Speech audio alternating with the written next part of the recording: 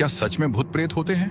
भूत प्रेत, देवी देवता, इस संसार में कुछ तो अजीब शक्तियां होती हैं जिसे हम नहीं समझ पाते। आइए जानते हैं एक ऐसी ही घटना के बारे में। फरीदाबाद सिटी, 4 दोस्त राज, विशाल, मुकेश और सुरेश फरीदाबाद में रहते हैं। ये चारों ही एक मिडिल क्लास परिवार का हिस्सा हैं। जहां राज और मुकेश के घर का वातावरण धार्मिक है, वहीं सुरेश और विशाल के घर में पूजा पाठ सिर्फ किसी बड़े त्योहार तक ही सीमित है। राज को नई नई जगह और पौराणिक स्थानों पर घूमना और उनके बारे में पढ़ना बहुत अच्छा लगता है। आज भी ये चारों दोस्त राज के बताए हुए नोएडा के किले जाने की तैयारी कर रहे हैं। सुबह 6 बजे 2 मोटरसाइकिल पर ये चारों दोस्त अपनी मंजिल नोएडा के किले की ओर निकल गए। फरीदाबाद से नोएडा की दूरी लगभग 45 किलोमीटर की है। रास्ते में कई मनोरम दृश्य दिखाई देते हैं।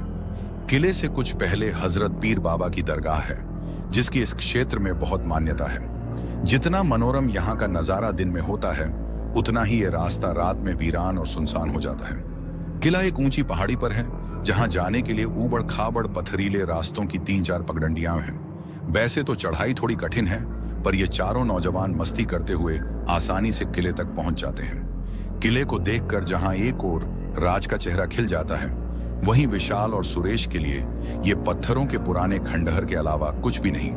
पर मुकेश इस किले में रुचि दिखता हुआ राज के पास जाकर उससे इस किले का इतिहास और इसकी विशेषता बताने को कहता है। चारों दोस्त किले के बाहर एक पत्थर पर बैठ जाते हैं और राज कहना चालू करता है, ये किला भारतीय पुरातत्व सर्वेक्षण द्वारा संरक्षित है। किला बलुआ पत्थर की चट्टान पर ऊंचाई पर खड़ा है। यहाँ ऊंची दीवार और बुर्ज किले को और दिलचस्प बनाते हैं। किले के चारों ओर बड़ी बड़ी चट्टानों की दीवारें हैं। इन दीवारों के 9 द्वार, 13 बुर्ज हैं। राज एक साइन बोर्ड की ओर इशारा करके कहता है, किला पुरातात्विक विभाग के सर्वेक्षण का हिस्सा है। इसे क्षति पहुंचाना या इसके वास्तविक स्वरूप से छेड़छाड़ करना दंडनीय अपराध है, ऐसा इस बोर्ड पर लिखा है। तो हम में से कोई भी यहाँ की किसी भी चीज को नुकसान नहीं पहुंचाएगा। खास तौर पर तुम दोनों, वो विशाल और सुरेश की ओर उंगली दिखाकर कहता है। दोनों ही अपनी गर्दन हिलाकर राज को अपनी ओर से निश्चिंत करते हैं। सुरेश और विशाल किले को अब तक 2 बार पूरा घूम चुके हैं, पर राज और मुकेश अभी केवल आधा किला ही देख पाए हैं। वो बहुत बारीकी से इस किले के भव्य इतिहास को समझते हुए इसे करीब से जानने की कोशिश कर रहे हैं। पर अब तक सुरेश और विशाल को भूख लगाती है और वो दोनों राज और मुकेश से बहुत परेशान हो बार बार उन्हें नीचे चलने को कह रहे हैं। पर राज और मुकेश को तो मानो भूख और प्यास थी ही नहीं। वो सिर्फ किले को नजदीक से जानने के लिए उत्सुक हैं। दोपहर अपने अंतिम पड़ाव पर है और शाम अपनी छठा बिखेरने को आतुर हो रही है। सुरेश और विशाल का सब्र अब जवाब दे चुका है और वो राज से कहकर नीचे उतरने लगते हैं। राज में भी सूरज को ढलते देखकर मुकेश से कहा कि शाम के 5 बजने वाले हैं, अभी नीचे उतरने में भी कम से कम 1 घंटा लगेगा। चलो हम भी नीचे की ओर चलना चालू करते हैं, जिससे रात होने के पहले नीचे दरगाह तक पहुंच सकें। राज नीचे आकर देखता है कि विशाल और सुरेश दरगाह के सामने चाय नाश्ते की दुकान पर चाय की चुस्की ले रहे हैं। मुकेश ने भी दुकान पर आकर अपने और राज के लिए 2 चाय ऑर्डर कर दी और सुरेश और विशाल के पास जाकर बैठ जाता है। चारों इधर उधर की बातें करते हुए चाय की चुस्की का लुत्फ उठा रहे हैं। विशाल के पेट में चूहे कूद रहे हैं, पर यहाँ खाने के लिए कोई व्यवस्था न देखकर उसने और सुरेश ने फरीदाबाद से 20 किलोमीटर पहले पड़ने वाले एक ढाबे पर खाना खाने का प्लान बनाया। चारों दोस्त यहाँ से निकलने के पहले दरगाह पर हाजिरी देते हैं। दरगाह से फरीदाबाद की ओर निकलते निकलते अब दिन पूरी तरह ढल चुका है। रात का अंधेरा किसी भी वक्त अपने चरम पर पहुंचने वाला है। कहने को तो अभी सिर्फ शाम के 7 बजे हैं, पर पहाड़ी और जंगल में अंधेरा जल्दी घिर आता है। आज अमावस्या की काली अंधेरी रात है और ये चारों दोस्त अपनी वर्तमान रिहाइश फरीदाबाद की ओर अपनी मोटरसाइकिल से सफर कर रहे हैं। करीब आधे घंटे चलने के बाद सुरेश की गाड़ी 2-3 झटके के साथ बंद हो जाती है। मुकेश और राज अपनी गाड़ी सुरेश के पास लगाकर पूछते हैं, क्या हुआ? सुरेश कहता है, पेट्रोल खत्म हो गया है, शायद जल्दबाजी में डलवाना भूल गया था। राज चिंतित होकर कहता है, ये तो गलत हुआ। अब इस जगह इतने बजे पेट्रोल कहां से मिलेगा? फिर कुछ सोचकर उसने मुकेश से अपनी गाड़ी का पेट्रोल देखने के लिए कहा। मुकेश पेट्रोल टैंक को चेक करते हुए कहता है, मेरी गाड़ी में भी ज्यादा पेट्रोल नहीं है, पर इतना तो है कि हम किसी सुरक्षित स्थान तक पहुंच सकें। सुरक्षित स्थान का नाम सुनकर सुरेश और विशाल उन्हें उस फरीदाबाद मोड़ पर पड़ने वाले ढाबे के बारे में बताते हैं, जिसे राज और मुकेश ने भी पहले से देखा हुआ है। अब चारों अंदाजा लगाते हैं कि उनकी वर्तमान स्थिति से वो ढाबा कितनी दूर है। ढाबे की दूरी का अंदाजा लगाकर मुकेश अपनी गाड़ी का कुछ पेट्रोल सुरेश की गाड़ी में डाल देता है, जिससे वो चारों ढाबे तक पहुंच सकें। ढाबे पर पहुंचकर कुछ न कुछ व्यवस्था कर लेंगे, ऐसा सोचकर चारों आगे निकलते हैं। पर पेट्रोल को एक गाड़ी से निकालकर दूसरी में डालने के चक्कर में बहुत सा पेट्रोल नीचे गिर जाता है और साथ ही रात भी काफी हो है। पेट्रोल अब दोनों ही गाड़ियों में कम था और उन चारों का ढाबे की दूरी का अंदाजा भी गलत साबित हुआ। ढाबे से करीब 2 किलोमीटर दूर ही पहले एक गाड़ी का और फिर दूसरी गाड़ी का पेट्रोल खत्म हो जाता है। वो चारों इस समय अमावस्या की काली रात में सुनसान सड़क पर जंगल के बीच में खड़े हुए थे। उस समय कोई मदद की उम्मीद करना बेकार था। अभी तक एक भी घड़ी उन्हें नहीं मिली थी और न ही आसपास किसी बढ़ती के होने का कोई अंदेशा था। राज शांति को भंग करते हुए बोला, इस समय यहाँ इस वीरान और सुनसान जगह पर खड़े रहने से तो अच्छा है कि हम ढाबे तक गाड़ी को धकेल कर ले चलें। शायद वहां हमें कोई मदद मिल जाए। सही कहा, और हो सकता है वहां हमारे मोबाइल पर नेटवर्क भी मिल जाए, तब हम किसी तरह मदद की उम्मीद कर पाएंगे। मुकेश ने राज की बात का समर्थन करते हुए कहा। बाकी दोनों दोस्त भी राज की बात का समर्थन करते हुए पैदल ही गाड़ी को धक्का लगाते हुए आगे बढ़ने लगे। रास्ते में उन्हें झींगुर और कई प्रकार के प्रतिगों की आवाजें आ रही थीं, जो इस माहौल को और भी ज्यादा डरावना बनाने का काम कर रही थी। ब्रीक 40 से 45 मिनट तक ठीक है सेशन वीएनते पंटे हवा दिखाई देने लगा। अगले 5 मिनट बाद ही चारों दोस्त ढाबे पर थे। अपनी गाड़ियों को ढाड़े के सामने लगाकर सामने पड़ी खाट पर आराम से बैठ गए। तकरीबन 15 मिनट बाद रास्ते की थान लेछवन होने पर विषाद 6 नौकर को आवाज देने लगा, पर ढाबे के अंदर से किसी ने भी उनकी आवाजों का उत्तर नहीं दिया। सुरेश ढाबे की तरफ देखते हुए बोला, लगता है इस समय तक सभी लोग ढाबा बंद करके चले जाने होंगे, पर किसी को तो ढाबे और यहाँ के सामान की सुरक्षा के लिए रखा होगा। विशाल सुरेश की बात को काटते हुए बोला, और वैरो भी इन 30 किलोमीटर के अंदर इरा ढाबे के अलावा कुछ भी नहीं है, तो रथ में ट्रक पालों के लिए या सवारी गाड़ियों के खाने पीने की व्यवस्था के लिए किसी को वो रख छोड़ा होगा। सुरेश अपनी बात को आगे बढ़ते हुए करता है।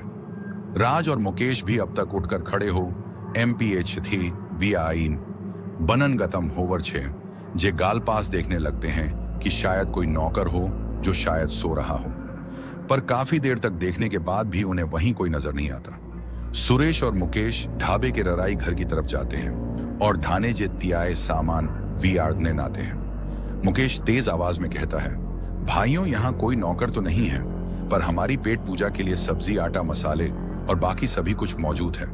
क्यों ना हम खुद ही कुछ बना लें। पर क्या ये सही होगा? मेरा मतलब कि मगर कोई आसपास कहीं गया होना या ढाबे के अंदर होगा तो वो हमें चोर न समझ बैठे। सुरेश ने अपनी शंका जाहिर करते हुए कहा। विशाल थोड़े गुस्से के लहजे में बोला, तो क्या करें, यहां तो कोई दिखाई नहीं देता। अगर कोई होता तो हमारी आवाज का तो उत्तर देता। मुझे नहीं लगता यहां कोई होगा। विशाल और सुरेश की बातों को सुनकर राज ने रामाधान निकालते हुए कहा, मेरे ख्याल में तो तुम दोनों की ही बातें अपनी अपनी जगह पर सही हैं। हम में से कोई 2 लोग खाने की तैयारी करेंगे और बाकी 2 लोग ढाबे के अंदर और बाहर अच्छे से देखेंगे। शायद कोई मिल जाए। अगर कोई मिल गया तो उसे सारी बात बताकर उससे मदद मांगेंगे, और अगर कोई नहीं मिला तो खाना खाकर सुबह तक आराम करेंगे और चलते समय सब्जी की टोकनी में कुछ रुपए रख देंगे। सभी सर हिलाकर राज की बात का समर्थन करते हैं। पर अब बात थी कि कौन रुककर खाना बनाएगा। इस बात का हल निकालते हुए मुकेश ने सभी से कहा कि मैं और सुरेश खाना बनाने का काम करेंगे। वैसे भी राज और विशाल इस काम में कच्चे हैं, तो तुम दोनों जाकर ढाबे का मुआयना करो और देखो कि कोई हमारी मदद के लिए यहाँ है या सिर्फ हम पारों ही रात भर इस अबे की शोभा बढ़ाने वाले हैं। सभी मुकेश की बात पर हंसते हैं और अपने अपने काम में लग जाते हैं। मुकेश और सुरेश खाना बनाने की तैयारी में लग जाते हैं। राज और विशान मोवाहन छोटोरी पातू वार पहने हाँ आसपास देखने के लिए निकल जाते हैं। ढाबा देखने में आम ढाबों की तरह ही है, पर यह दूसरे ढाबों से कई अधिक बड़ा और पुराना लगता है। ये तकरीबन 1 एकड़ के हिस्से में फैला हुआ है। लामने श्री त्रिवाझे मान में 10 से 12 स्वाद पड़ी है।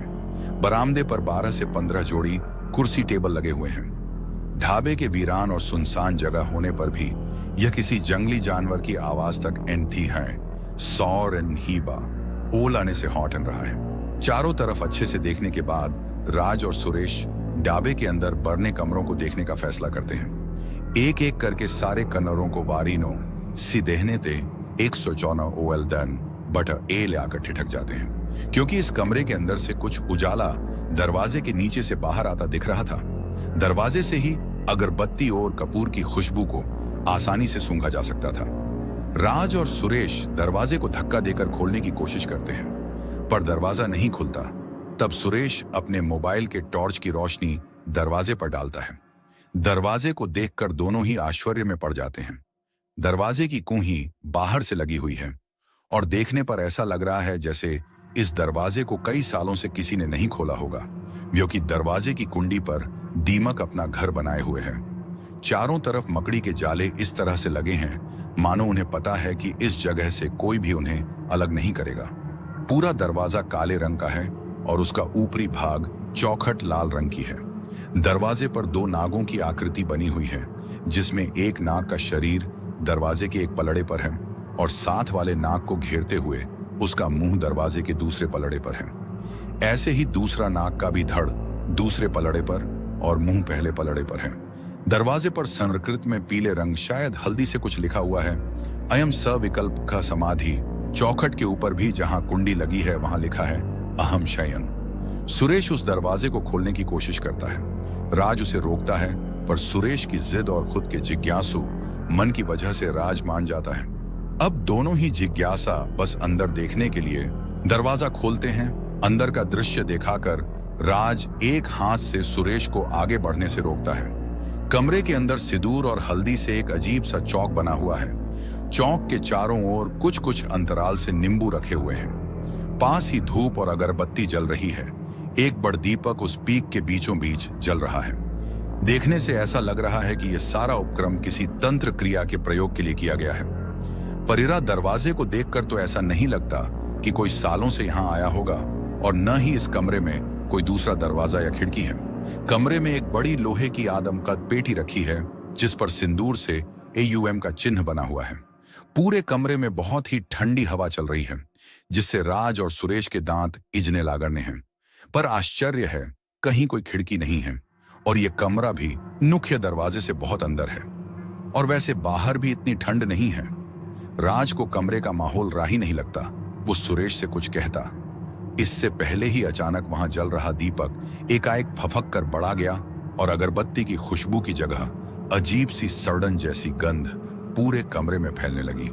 एक तेज हवा के झोंके ने सिंदूर और हल्दी से बने चौक और पेटी पर बनी AUM की आकृति को मिटा दिया। राज किसी अनहोनी की आशंका से सुरेश का हाथ पकड़कर दरवाजे की तरफ दौड़ लगा देता है। दरवाजे को यथाचित लगाने के बाद दोनों बाहर की तरफ, जहां विशाल और मुकेश खाना बना रहे थे, वहां पहुंच जाते हैं। कुछ नहीं, हम दौड़ रहे थे, इस वजह से राज ये कहते हुए सुरेश को चुप रहने का इशारा करता है। फोर्ड मिता यान ही मर्द, विशाल ने लूंटी लेवते हुए पूछा। राज ने माहौल को थोड़ा सामान्य करने के लिए शायराना अंदाज में उत्तर दिया, हर्म वो नीला जो कमबख्त अब तक किसी को ना मिला। पर क्या कहूं यारों, नाह थी जिसकी वो अब तलत न मिला। राभी राज की शायरी सुनकर हैराने लगते हैं। कुछ देर में खाना बनकर तैयार हो जाता है। हर धाना हा वारसने जे सोवते हैं। PR मूलेश कहता है कि सभी का एक साथ सोना सही नहीं होगा। हम सभी बारी बारी एक एक करके जाग कर रात में ध्यान रखेंगे कि कोई जंगली जानवर व कुछ और कोई दिक्कत न कर दे। सभी मुकेश की बात मान जाते हैं। सबसे पहले मुकेश ही पहरा देता है, बाकी तीनों सो जाते हैं। एक काला स्याह साया सुरेश की खाट के चारों ओर चक्कर लगा रहा है। उसके तेजी रो चक्कर लगाने और बार बार हाथ हिलाने की वजह से पुद्दी मौर पायतनी मवानमी यार ही हिनिंतले लगता है कि ये किसी औरत का साया है। पर तभी वो साय विशाल के बिल्कुल ऊपर आकर मर्दाना आवाज में विशाल रो कहता है, तुम राड़ चुके हो, तुम्हारा शरीर सड़ रहा है। देव हल्ली में अविशात रिभर्म 4 स्वप्नरा गंभीर आवाज सुनता है। जो उसके बिल्कुल पास ही आती जा रही है और बार बार उसे कहा रही है, तूने मुझे जगाकर अच्छा नहीं किया। इधर राज इन दोनों की इस दशा को देखकर और राज जोर से चीखा। उसके चीखने की आवाज सुन मुकेश दौड़कर उसकी खाट के पास तक पहुंच जाता है। सुरेश और विशाल भी राज की आवाज सुनकर उठ जाते हैं। मुकेश राज को देखकर घबरा जाता है। राज इस सर्दी में भी पसीने से भीगा हुआ है। उसकी सांस बहुत तेज चल रही है। वो कानों को अपने दोनों हाथों से बहुत जोर से बंद करने की कोशिश कर रहा है और आंखों में मानो खून उतर आया हो, इस तरह लाल सुर्ख हो रही हैं। मुकेश ने उसके कंधे पकड़कर उसे जोर से हिलाया। राज चौंक कर उठा और अपने अगल बगल इस तरह से देखने लगा मानो किसी को ढूंढ रहा हो। क्या हुआ, कोई बुरा सपना देखा क्या? मुकेश राज को देखकर बोला। राज को तो मुकेश की आवाज सुनाई ही नहीं दी। उसके कानों में तो अभी भी वो आवाजें ही गूंज रही थीं। तुम सड़ चुके हो, तुम्हारा शरीर सड़ रहा है, तुमने मुझे जगाकर अच्छा नहीं किया। मुकेश ने एक बार फिर राज को कंधे से पकड़कर हिलाया।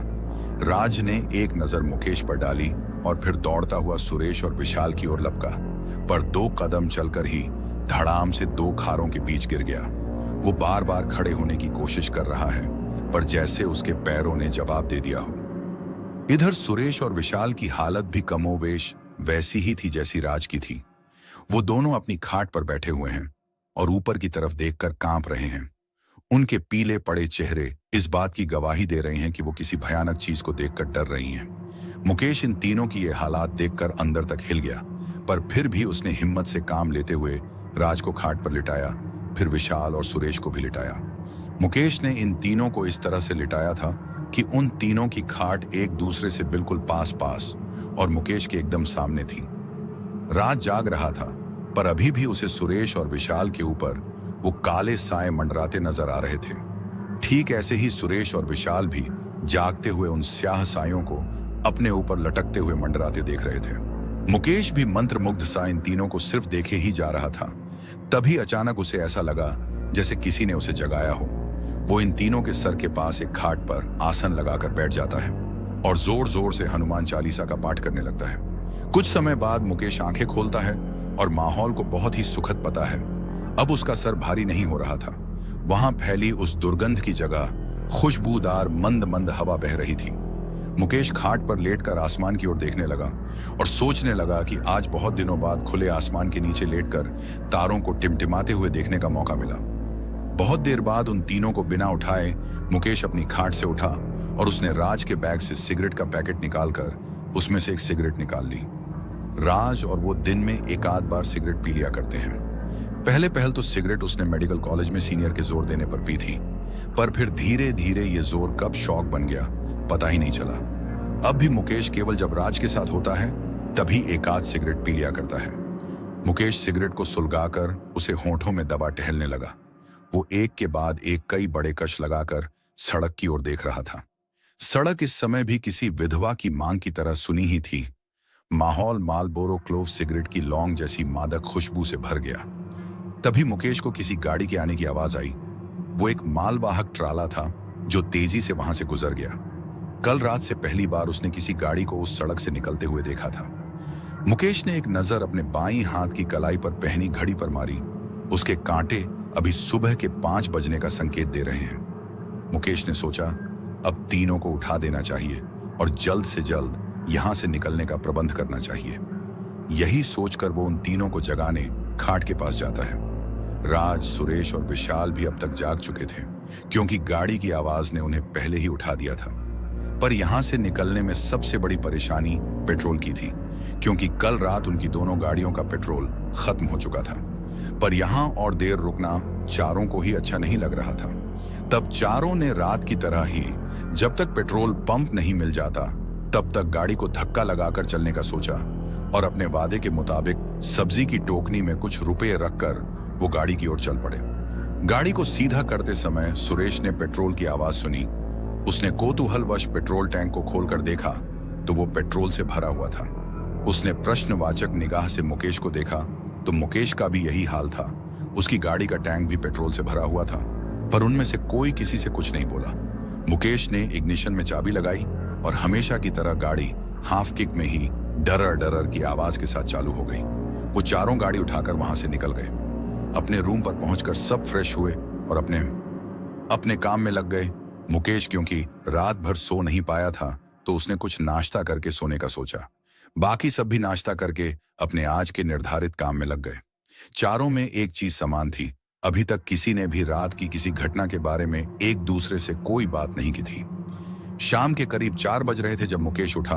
उसने उठकर देखा तो रूम पर कोई नहीं था। बाहर जाकर बालकनी में देखा तो वहां राज बैठकर कुछ पढ़ रहा था। उसके एक हाथ में उसकी फेवरेट मालबोरो सुलग रही थी। राज ने मुकेश को देखकर बिना कुछ कहे मालबोरो उसकी ओर बढ़ा दी। मुकेश ने 2-3 कश लेकर सिगरेट वापस की और बाथरूम की तरफ चला गया। रात के लगभग 11 बज रहे हैं। चारों हॉल में बैठकर पढ़ाई कर रहे हैं। तभी सुरेश बुक बंद करके सोने चला गया। 1 घंटे बाद सुरेश आकर फिर से किताब खोलकर बैठ जाता है और बुदबुदाते हुए पढ़ने लगता है। धीरे धीरे उसकी आवाज तेज होने लगती है, जिसको सुनकर राज और मुकेश चौंक जाते हैं। वो किताब को अपने सामने रखकर जोर जोर से कह रहा था, तुम सड़ चुके हो, तुम्हारा शरीर सड़ रहा है। अचानक सुरेश उठकर खड़ा हो गया और जोर जोर से रोने लगा।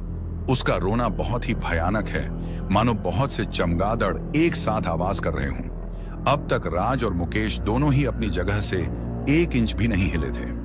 राज सुरेश के हालात देखकर गहरे सदमे में था, पर फिर भी उसने हिम्मत से काम लिया और सुरेश से पूछा, सुरेश क्या हुआ तुझे भाई?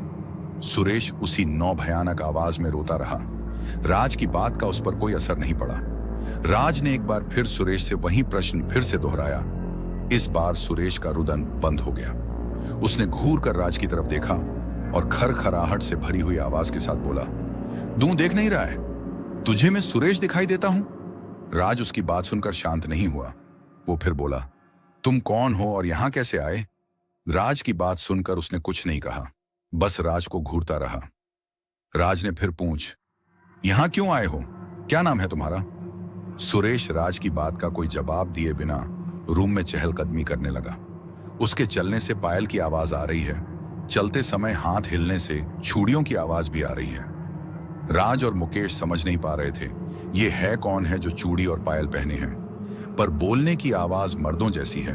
पर एक बात तो वो दोनों बहुत अच्छे से समझ गए थे कि सुरेश पर इस समय कोई भूत का कब्जा है। सुरेश काफी देर तक कमरे में टहलता रहा, फिर वो उसी जगह बैठ गया जहां पहले बैठा था। वो एक बार फिर जोर जोर से रोने लगा। इस बार उसकी आवाज बहुत तेज थी। उसके रोने की आवाज सुनकर आसपास के कुत्तों ने भी रोना चालू कर दिया। माहौल बहुत ही भयानक था। ऐसा लग रहा था कि मोहल्ले के सभी लोग या तो मर चुके हैं या बेहोश हैं, क्योंकि इतनी तेज आवाजों को सुनकर भी अभी तक न कोई जागा और न ही किसी के घर से कोई आवाज आई। कुत्ते अपनी विशेष शक्ति की वजह से भूत की उपस्थिति जान लेते हैं और भौंकने लगते हैं, पर जाने कैसे उस भयानक और चमगादड़ जैसी रोने आवाज को सुनकर विशाल की नींद खुल गई और वो हॉल में आ जाता है। यहां आने के बाद सबसे पहले उसकी नजर सुरेश पर गई, जो जोर जोर से रो रहा था। विशाल को उसकी हालत देखकर समझने में देर नहीं लगी कि वो भूत बाधित है। फिर उसकी नजर राज और मुकेश पर गई। उन दोनों के चेहरे फक्क पीले पड़े हुए थे, उनके हाथ पैर कांप रहे थे। राज और मुकेश में तो इतनी हिम्मत भी नहीं थी कि वो अपना सर उठाकर विशाल में आ रहे बदलाव को देख सकें। विशाल का चेहरा लाल हो गया। वो अपनी बड़ी बड़ी आंखों को और बड़ा करके सुरेश को देख रहा है। उसके हाथ किसी तांत्रिक के समान मुद्रा भाव में है। आंखों के नीचे काजल जैसी कालक है। होंठ लाल सुर्ख, चेहरा दमदमाया हुआ है। विशाल ने उसके पास टंगे ब्लैक बोर्ड के नीचे पड़ी एक चाक को उठा लिया, फिर राज और मुकेश के चारों ओर एक घेरा बना दिया। अब तक राज और मुकेश अपने आप को संभाल चुके थे। वो विशाल को आश्चर्य से देख रहे हैं। पाक कोई कुछ बोला नहीं, क्योंकि विशाल का डील डोल और हाव भाव बहुत ही अजीब लग रहा है। विशाल घेरा बनाकर वहां से उछला और एक ही छलांग में न सिर्फ सुरेश के पास पहुंच गया, बल्कि सुरेश कुछ समझ पाता उसके पहले ही उसने सुरेश के चारों ओर भी एक घेरा बना दिया। फिर बोला, देख शैतान, देख मैंने तुझे अब अपनी तांत्रिक शक्ति से कैद कर लिया है।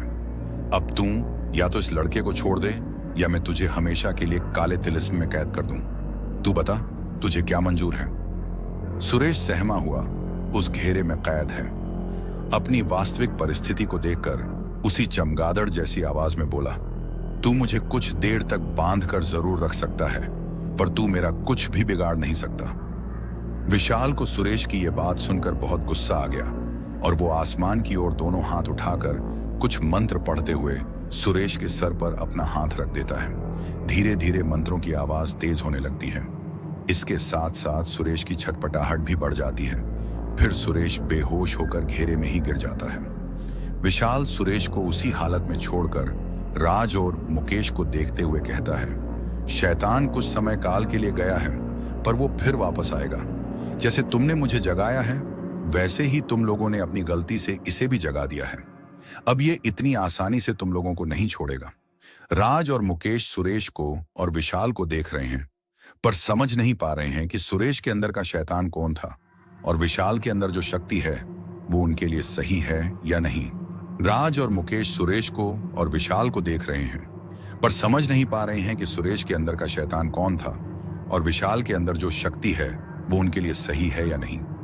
राज थोड़ी हिम्मत करके विशाल से पूछता है, मुझे नहीं पता कि आप कौन हैं, पर इतना जरूर कह सकता हूं कि आप जो भी हैं, सिर्फ आप ही हमें इस मुसीबत से बाहर निकाल सकते हैं। इस समय आपके अलावा कोई और नहीं समझ आता जो हमें बचा सके। कृपया करके हमारी मदद कीजिए। विशाल ने राज की तरफ देखते हुए कहा, राज, यही नाम है ना तुम्हारा? राज ने सर हिलाकर हाँ कहा और फिर गंभीर हो चुके विशाल के चेहरे को देखने लगा। साथ ही ये भी सोचने लगा कि आखिर इन्हें मेरा नाम कैसे पता चला। विशाल राज के मन की परिस्थिति को समझते हुए बोलना जारी रखता है, तुम यही सोच रहे हो ना कि आखिर मुझे तुम्हारा नाम कैसे पता लगा? मुझे और भी बहुत कुछ पता है, या यूं कहूं कि मैं सब कुछ जान लेता हूं मुहा से। कुछ भी नहीं छुप सकता बच्चे। राज बोला, मैं समझा गया कि आप कोई सिद्ध पुरुष है जो इस समय हमारी मदद करने के लिए यहां पर आए हैं। कृपया कर आप अपना पूरा परिचय दीजिए और ये भी बताइए कि ये कौन सा भूत है जो हमारे घर में जबरन अपना डेरा डालना चाहता है। विशाल ने बहुत जोर से ठाका लगाया और बोला, नादान बच्चे, वो जबरन तुम्हारे घर में नहीं आया है, बल्कि उसे तुम लोग अपने साथ यहां लेकर आए हो, जैसे तुम मुझे लेकर आए हो। और तुमने ये कैसे सोच लिया कि मैं यहां तुम्हारी मदद करने आया हूं? मैं तो सालों से समाधि में लीन था और तुम्हारे दोस्तों ने मेरी समाधि भंग की है, और तुम चाहते हो कि मैं तुम्हारी सहायता करूं? नहीं, बिल्कुल नहीं। मैं तुम्हारी किसी भी तरह से सहायता नहीं करने वाला।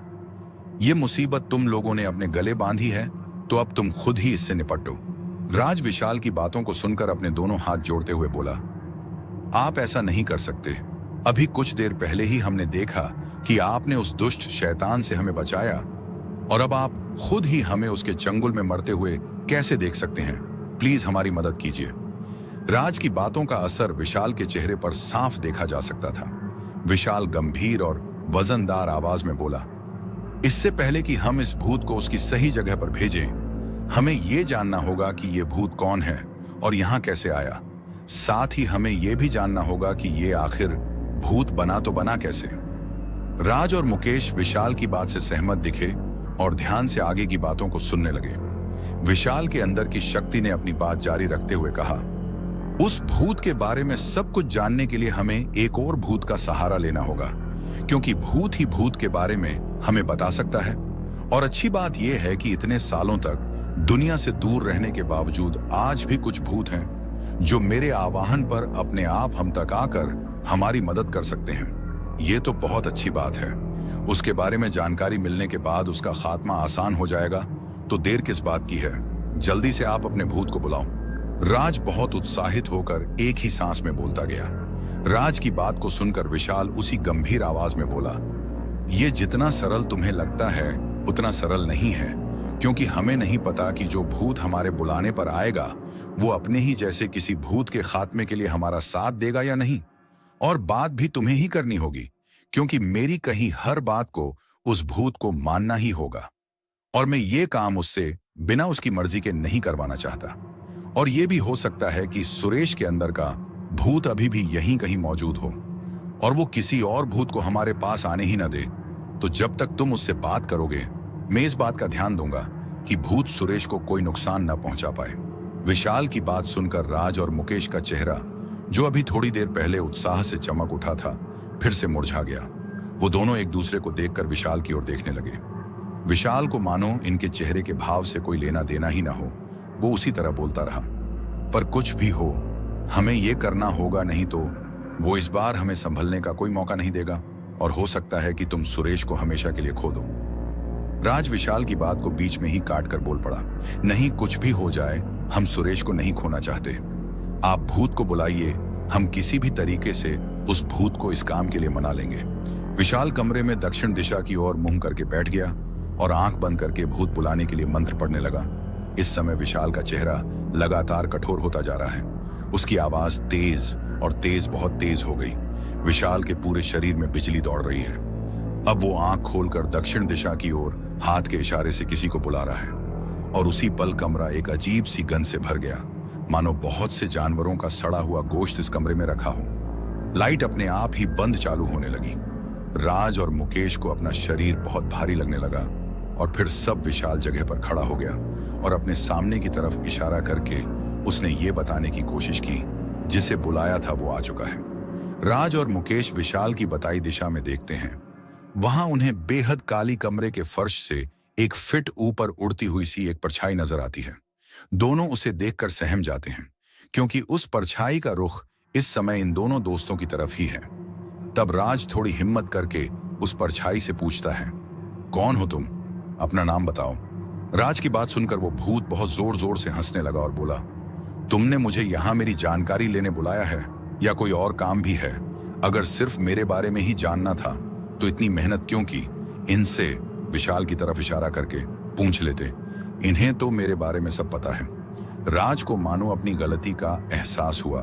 उसने तुरंत बात बदलते हुए भूत से कहा, हम तुमसे तुम्हारे ही समान एक भूत के बारे में जानना चाहते हैं, जिसने हमारे दोस्त सुरेश के शरीर को अपना घर समझकर उसमें प्रवेश किया था और वो हमें मारने की धमकी भी देकर गया है।